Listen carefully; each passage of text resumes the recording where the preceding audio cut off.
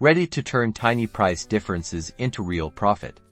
We're diving deep into Binance P2P Arbitrage. First, identify opportunities on Binance P2P. Use the filter to check prices for a specific crypto like USDT across various payment methods, say bank transfer versus PayPal, and different currencies like USD versus or spot any price discrepancies. Next, calculate potential profit. Subtract the buying price plus fees from the selling price. Is the difference significant enough to cover transaction costs and still leave you with a profit?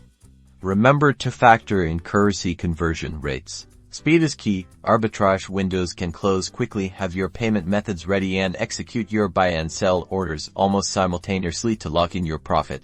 Build trust. A high completion rate and positive feedback are crucial. Be responsive, honor your trades, and resolve disputes fairly to maintain a strong reputation on the platform. Stay informed. Binance P2P rules and regulations can change. Keep an eye on announcements and adapt your strategies accordingly to remain compliant and profitable. That's Binance P2P Arbitrage in a nutshell. Good luck.